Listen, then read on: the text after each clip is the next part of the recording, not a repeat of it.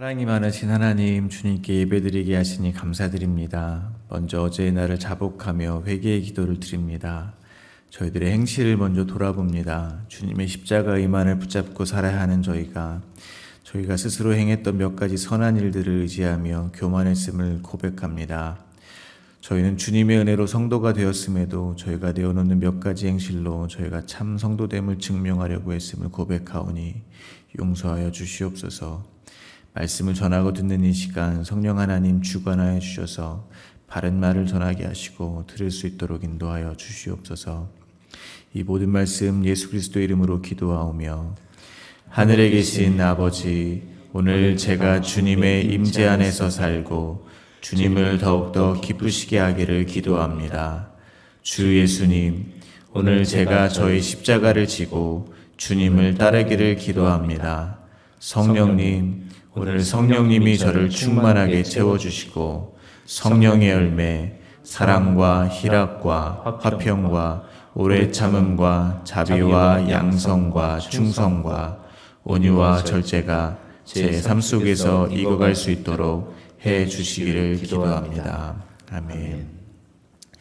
말씀을 나누겠습니다. 오늘 저희들에게 주신 하나님의 말씀은 마가복음 15장 24절에서 32절까지의 말씀입니다. 저와 여러분이 한 절씩 교독하겠습니다. 십자가에 못 박고 그 옷을 나눌새 누가 어느 것을 가질까 하여 제비를 뽑더라. 때가 제3시가 되어 십자가에 못 박으니라. 그 위에 있는 죄패에 유대인의 왕이라 썼고, 강도 둘을 예수와 함께 십자가에 못 박으니 하나는 그의 우편에 하나는 좌편에 있더라. 지나가는 자들은 자기 머리를 흔들며 예수를 모욕하여 이르되, 아하, 성전을 헐고 사흘에 짓는다는 자여, 내가 너를 구원하여 십자가에서 내려오라 하고, 그와 같이 대제사장들도 서기관들과 함께 희롱하며 서로 말하되, 그가 남은 구원하였으되 자기는 구원할 수 없도다. 이스라엘의 왕 그리스도가 지금 십자가에서 내려와 우리가 보고 믿게 할지어다 하며 함께 십자가에 못 박힌 자들도 예수를 욕하더라. 아멘. 예수님은 빌라도에게 유죄의 선고를 받으셨습니다. 그리고 군인들의 손에 넘겨지셨습니다. 군인들은 예수님을 조롱했습니다. 자색 옷을 입혔고 가시로 관을 만들어 씌웠습니다. 갈대로 머리를 치고 침을 뱉었습니다. 그리고 꿇어 절하며 유대인의 왕이여 평안할지어다 하고 예수님을 희롱했습니다. 그리고 십자가에 못 박기 위해서 골고다로 끌고 왔습니다. 지치신 예수님이 십자가를 지고 오시기가 버거우자 군인들은 구레네 사람 시몬에게 십자가를 대신 지고 가게 했습니다. 그리고 오늘 본문은 예수님께서 마침내 십자가에 못 박히신 장면이 그려져 있습니다. 오늘 본문은 두 문맥으로 나누어 묵상하도록 하겠습니다. 첫 번째 문맥입니다. 첫 번째 문맥은 24절부터 27절입니다. 로마의 군인들은 예수님을 마침내 십자가에 못 박았습니다. 그 옆에는 강도 둘이 좌우에 섰습니다. 두 번째 문맥입니다. 두 번째 문맥은 29절부터 32절까지입니다. 지나가는 사람들, 대제사장들, 서기관들이 예수님을 희롱합니다. 그리고 예수님의 십자가 좌우에서 함께 십자가에 못 박힌 강도들도 예수님을 욕합니다. 첫 번째 문맥입니다. 24절입니다. 십자가에 못 박고 그 옷을 나눌새 누가 어느 것을 가질까 하여 제비를 뽑더라. 군인들은 마침내 예수님을 십자가에 못 박았습니다. 그리고 예수님의 옷을 나누어 갖기 위해서 제비를 뽑았습니다. 병행구절인 요한복음 19장 23절과 24절에서는 다음과 같이 기록이 되어 있습니다. 요한복음 19장 23절과 24절입니다. 군인들이 예수를 십자가에 못 박고 그의 옷을 취하여 네 깃에 나눠 각각 한 깃씩 얻고 속옷도 취하니 이 속옷은 호지 아니하고 위에서부터 통으로 짠 것이라. 군인들이 서로 말하되 이것을 찢지 말고 누가 얻나 제비 뽑자 하니 이는 성경에 그들이 내 옷을 제비 뽑나이다 한 것을 응하게 하려 함이러라. 군인들은 이런 일을 하고 십자가에 못 박히시고 예수님의 옷을 군인들이 제비를 뽑은 이 일은 우연이 아니라는 것입니다. 그저 욕심이 많은 군인들의 모습을 보이기 위함이 아니라는 것입니다. 입고 있는 옷마저도 다 빼앗겨버린 예수님의 안타까운 모습을 강조하기 위한 것도 아니라는 것입니다. 이 모든 일은 성경에 예언되었던 일이 일어난 일이라는 것입니다. 그 말은 지금 이 일의 주권이 누구에게 있다는 것입니까? 이 일의 주권은 하나님이시라는 것입니다. 이 일의 배후에는 여전히 이 세상을 창조하시고 다스리시는 하나님 아버지의 뜻이 있다는 것입니다. 예수님이 패배하는 현장이 아니라 하나님의 뜻대로 이루어지는 승리의 현장이라는 말이 될 것입니다. 예수님의 옷을 군인들이 제비 뽑아 갖게 된 이 일은 시편 22편 다윗의 시에서 내 겉옷을 나누며 속옷을 제비 뽑나이다 라고 예언이 되어 있었습니다. 시편 22편은 메시아 시편으로 일컬어집니다. 마가복음의 저자가 예수님의 십자가에 달리시고 수치를 당하시는 이 장면의 세부적인 묘사가 없이 또한 예수님이 느끼셨을 어떠한 감정의 묘사도 없이 어쩌면 너무나 무미건조하게 오늘 본문과 같이 짧고 간단하게 기록을 한 이유에 대해서 한번 생각을 해보게 됩니다. 마가복음의 저자는 군인들이 제비를 뽑아 예수님의 옷을 가지고 간 것이 성경을 응하게 하려 한 일이라는 직접적인 표현은 쓰지 않았습니다. 그러나 그가 강조하고 싶은 건 역시 다윗을 통해 예언되었던 그 메시아가 바로 이 예수님이시다라는 것이 아닐까 하는 생각을 해보게 됩니다. 왜냐하면 시편 22편의 내용은 메시아가 겪고 있는 마음을 비교적 상세하게 묘사하고 있기 때문입니다. 어쩌면 메시아가 너무나 연약해 보인다는 생각이 들 정도의 묘사가 되어 있습니다. 시편 22편 6절부터 18절까지입니다. 조금 길지만 제가 읽어드리겠습니다. 나는 벌레요 사람이 아니라 사람의 비방거리요 백성의 조롱거리니이다. 나를 보는 자는 다 나를 비웃으며 입술을 삐죽거리고 머리를 흔들며 말하되 그가 여호와께 의탁하니 구원하실 걸 그를 기뻐하시니 건지실 걸 하나이다. 오직 주께서 나를 모태에서 나오게 하시고 내 어머니의 젖을 먹을 때 의지하게 하셨나이다. 내가 날 때부터 주께 맡긴 바 되었고 모태에서 나올 때부터 주는 나의 하나님이 되셨나이다. 나를 멀리하지 마옵소서. 환난이 가까우나 도울 자 없나이다. 많은 황소가 나를 에워싸며 바산의 힘센 소들이 나를 둘러쌌으며 내게 그 입을 벌림이 찢으며 부르짖는 사자 같으니이다. 나는 물같이 쏟아졌으며 내 모든 뼈는 어그러졌으며 내 마음은 밀랍 같아서 내 속에서 녹았으며 내 힘이 말라 질그릇 조각 같고 내 혀가 입천장에 붙었나이다. 주께서 또 나를 죽음의 진토 속에 두셨나이다. 개들이 나를 에워쌌으며 악한 무리가 나를 둘러 내 수족을 찔렀나이다. 내가 내 모든 뼈를 셀 수 있나이다. 그들이 나를 주목하여 보고 내 겉옷을 나누며 속옷을 제비 뽑나이다. 다윗의 고백을 통해서 예언된 메시아의 고백입니다. 저희는 쉽게 읽고 쉽게 말하고 쉽게 나누고 있지만 참 인간의 모습으로 오신 예수님은 정말로 큰 고통 가운데 계셨음을 조금이나마 알 수가 있는 것 같습니다. 그러나 오늘 마가복음의 저자가 전하고 싶은 것은 예수님이 얼마나 고통당하셨을까에 있지 않다고 조심스럽게 생각해 봅니다. 성경이 저희 같은 성도들에게 전하고 싶은 바는 따로 있다고 생각이 듭니다. 그것은 바로 예수님께서 율법과 선지자가 말한 그 메시아, 성경이 증언하는 그리스도셨다는 것을 저희에게 말해주고 싶은 것이 아닌가라는 생각을 해봅니다. 그래서 마가복음은 이리도 더 무덤덤하게 기록하고 있진 않을까 하는 생각을 해보게 됩니다. 예수님께서 그리스도이십니다. 저희는 바로 이것을 알아야 할 것이라고 생각합니다. 이 사실을 가슴에 새겨야 한다고 생각합니다. 성경을 통해서 저희가 가장 먼저 생각해야 하는 것은 저희들의 죄도 아니요, 저희가 살아내야 하는 자기 부인과 십자가의 삶도 아니라고 생각합니다. 이 세상 이치를 발견한 것도 아니라고 생각합니다. 그 무엇도 아닙니다. 저희가 이 성경을 통해서 예수님의 순환을 통해서 깨달아야 하는 것은 다름이 아니라 예수님께서 그리스도시라는 사실이라고 생각합니다. 저희는 성경을 통해서 언제나 그리고 무엇보다도 예수님을 알아야 한다는 것입니다. 예수님이 나에게 무엇을 해 주실 수 있는가, 혹은 예수님이 나에게 어떠한 유익을 가져다 줄 수 있는 분이신가에 관심을 갖는 것이 아니라 예수님께서 누구이신가에 관심에 초점이 가야 한다고 생각합니다. 그러므로 성경을 통해서 예수님께서 그리스도시란 사실을 깨닫게 되시기를 바랍니다. 그래서 이 세상이 하나님의 말씀으로 창조되었다는 그 사실도, 하나님께서 이 역사의 주관자라는 사실도, 이 역사의 시간은 곧 끝날 것이라는 이 사실도, 죽을 수밖에 없는 저희를 구원해 주셨다는 이 사실도 모두 저희들에게 생생한 현실의 이야기가 되기를 바랍니다.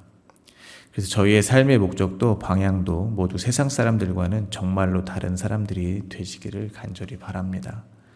정말로 예수님을 왕으로 대접해드리는 삶을 사시는 하나님의 백성다운 백성 되시기를 간절히 바랍니다. 마가복음의 저자는 예수님이 십자가에 못 박히신 시간이 아침 9시라고 전합니다. 25절부터 27절입니다. 때가 제3시가 되어 십자가에 못 박으니라. 그 위에 있는 죄패 유대인의 왕이라 썼고 강도 둘을 예수와 함께 십자가에 못 박으니 하나는 그의 우편에 하나는 좌편에 있더라.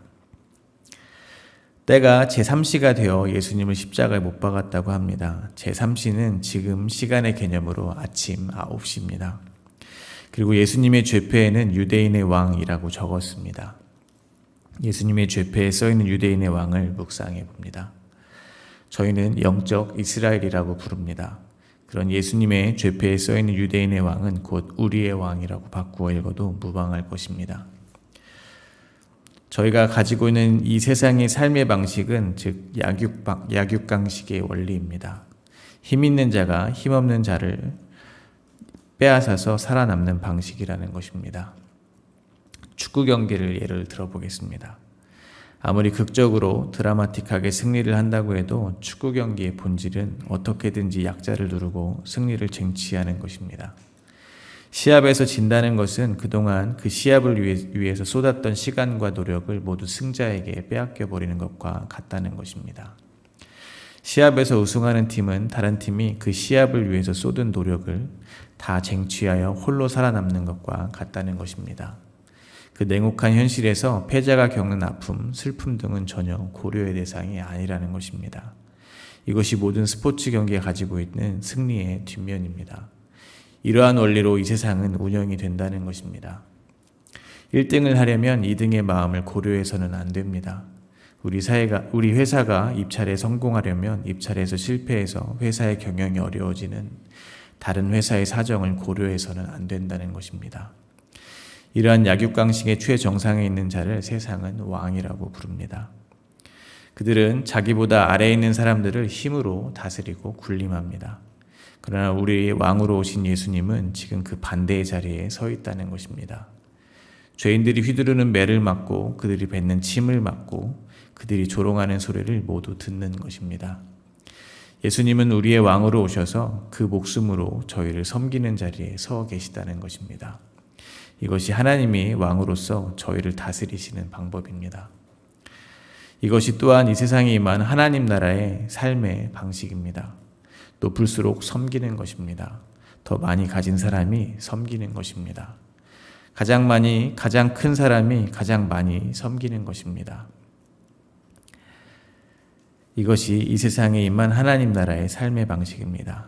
나의 경쟁자가 실패하여 좌절하고 낙심할 것을 생각해서 승리를 양보할 수 있는 것이 이 세상에 임한 하나님 나라의 방식이라는 것입니다. 그래서 저희가 예수님의 본을 따라서 이렇게만 살 수 있다면 얼마나 좋겠습니까? 저희가 있는 그곳을 그렇게 섬긴다면 저희는 그곳을 하나님의 사랑으로 왕같은 제사장으로 그곳을 다스리는 것이 될 것입니다. 하나님의 백성들이 자신이 있는 곳에서 리더가 되려고 하지 않고 종이 되려고 할 때 그곳에 분명 하나님의 나라가 임하게 될 것이라고 저는 믿습니다. 그리고 예수님의 옆에는 저희가 잘 알고 있듯이 강도가 좌우에 한 명씩 예수님과 함께 못 박혀 있었습니다. 사도 바울께서는 갈라디아에서 내가 그리스도와 함께 십자가에 못 박혔나니 라고 고백했음을 또한 저희는 잘 알고 있습니다. 마찬가지로 저희는 지금 예수님과 함께 못 박혀 있습니다. 그러므로 저희는 모두 강도입니다. 강도가 무엇을 하는 사람이겠습니까? 힘으로 남의 것을 빼앗으려고 하는 사람입니다. 본질적으로 힘을 의지하는 사람입니다. 그러므로 약육강식의 방식으로 사는 이 땅의 모든 사람은 힘을 의지하는 강도의 방식으로 이 삶을 살아가고 있는 것이라고 볼 수 있습니다. 그러나 좌편에 있는 강도인가, 우편에 있는 강도인가의 차이가 있을 뿐이라는 것입니다. 강도는 오늘 본문 32절에서와 같이 말을 합니다. 오늘 본문 32절입니다. 이스라엘 왕 그리스도가 지금 십자가에서 내려와 우리가 보고 믿게 할지어다 하며 함께 십자가에 못 박힌 자들도 예수를 욕하더라.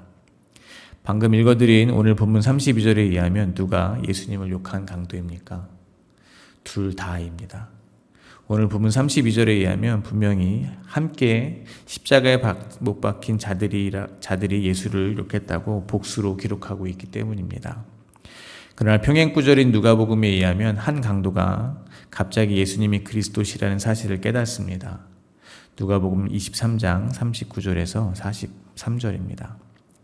달린 행악자 중 하나는 비방하여 이르되 내가 그리스도가 아니냐 너와 우리를 구원하라 하되 하나는 그 사람을 꾸짖어 이르되 내가 동일한 정죄를 받고서도 하나님을 두려워하지 아니하느냐 우리는 우리가 행한 일에 상당한 보응을 받는 것이니 이에 당연하거니와 이 사람이 행한 것은 옳지 않은 것이 없느니라 하고 이르되 예수여 당신의 나라에 임하실 때에 나를 기억하소서 하니 예수께서 이르시되 내가 진실로 내게 이르노니 오늘 내가 나와 함께 낙원에 있으리라 하시니라.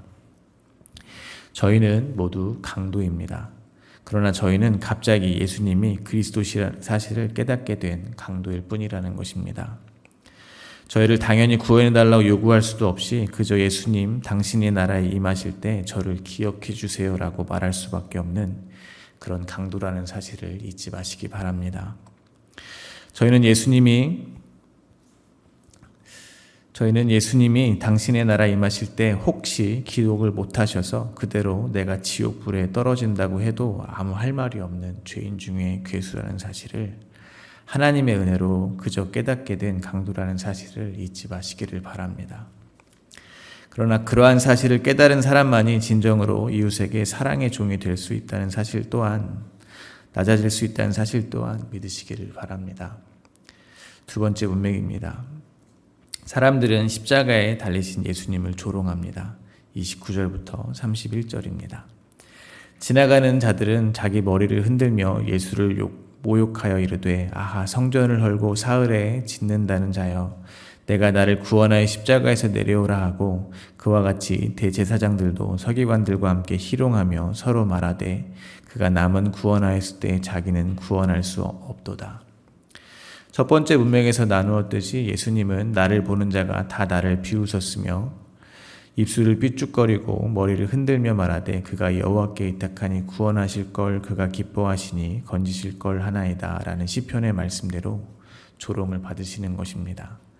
그들은 예수님께 조롱하며 말합니다. 십자가에서 내려오라는 것입니다. 메시아라면 왜 못 내려오냐는 것입니다. 이 세상을 구원하러 왔다고 하면서 왜 자신은 구원하지 못하냐는 것입니다. 그리고 예수님의 십자가 옆에서 함께 십자가 못 박힌 강도들도 예수님을 욕합니다. 본문 32절을 다시 한번 읽어드리겠습니다.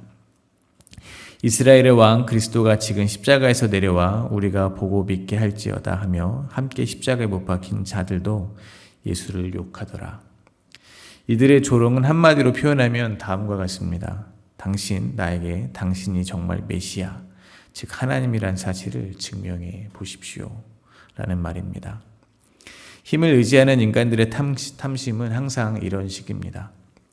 다윗의 나라를 다시 회복시켜 줄 것으로 기대했던 메시아, 정치적, 군사적으로 강력한 메시아를 기다렸던 사람들은 십자가에서 무력하게 죽어가는 메시아는 필요가 없는 것입니다. 이들의 모습 속에서 다시 한번 저희를 비추어 봅니다. 저희의 기도, 특히 저희 기도는 늘 이런 식입니다.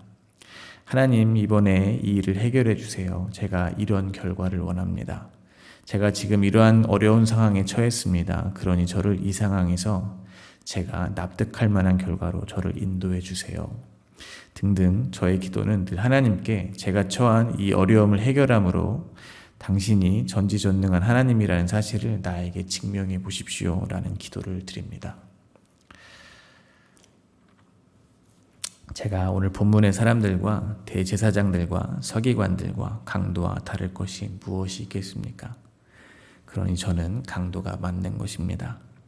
제가 오늘 본문에서 예수님을 욕하는 사람들을 감히 욕하지 못하는 것은 저는 하나님의 은혜로 제가 강도인 것을 깨닫게 된 것뿐이고 저들은 예수가 주시라는 사실을 깨닫는 것이 허락되지 않았다는 것뿐이기 때문입니다. 제가 그들보다 나은 사람이 아니기 때문에 저는 그들을 정죄할 수가 없는 것입니다. 이런 상상을 해봅니다. 만약 지금 2024년도에 이 서초동에 예수님이 오셨다면 저는 예수님을 메시아로 알아볼 수 있겠는가 하는 것입니다. 물론 모든 것이 주님의 뜻대로 이루어지겠지만 피조물인 인간의 입장에서 생각했을 때 저는 예수님을 그리스도로 알아보겠는가 하는 상상을 해봅니다. 저의 대답은 저는 절대 예수님을 구세주로 알아보지 못한다입니다. 저는 제가 생각할 때 예수님을 절대 알아보지 못할 것입니다. 왜냐하면 저는 강도이기 때문에 그렇습니다. 힘을 의지하고 사는 죄인 중에 괴수이기 때문에 그렇습니다. 종교로 옷을 두껍게 입는 것을 좋아하는 종교인이기 때문에 그렇습니다. 그러나 제가 확신하는 것이 하나 있습니다. 그것은 저는 예수님을 못 알아보겠지만 예수님은 2024년도 지금 이곳에 오셔도 반드시 저를 찾아내실 것이라는 것입니다. 왜냐하면 예수님은 의인을 부르러 온 것이 아니라 저 같은 죄인 중에 괴수를 부르러 오셨기 때문에 그렇습니다. 그러므로 저희는 날마다 성령 충만하기를 기도해야 할 것입니다. 그래서 성령이 아니고서는 죄가 무엇인지 의가 무엇인지 심판이 무엇인지 모르기 때문입니다. 성령이 아니고서는 예수를 주라 시인할 수 없기 때문에 저희는 성령 충만하기를 기도해야 될 것입니다. 그러므로 여기 계신 모든 분들에게 날마다 성령 충만하시기를 간절히 기도드립니다. 말씀을 맺겠습니다. 이제 예수님이 가신 길을 따라가는 저희에게도 세상은 동일한 조롱을 던질 것입니다. 예수님 믿으면 행복해야지, 그런 어려움은 없어야지, 왜 예수님을 안 믿는 나보다 더 불행해 보이는 건데 왜 그렇게 살고 있어? 내려와서 너가 하나님을 믿는 사람인 것을 너의 성공과 행복과 건강으로 증명해봐. 그렇게 부인되는 삶을 살지 말고 이 세상에 힘을 쫓아 사는 나보다 더 행복하게 살아봐 라는 조롱이 밀려들게 될 것이라는 것입니다. 그때 저희는 힘으로 이 세상에 응전하지 않기를 소망합니다. 그들은 바라보지 못하는 그 보이지 않는 하나님 나라를 묵묵하게 살아내시기를 바랍니다. 오늘 십자가 위에 예수님처럼 말입니다. 오늘도 주님의 제자로 살아가는 자기 부인과 십자가의 삶을 성령의 힘으로, 오직 성령 충만의 힘으로 잘 견디며 살아나게 되시기를 간절히 소망합니다.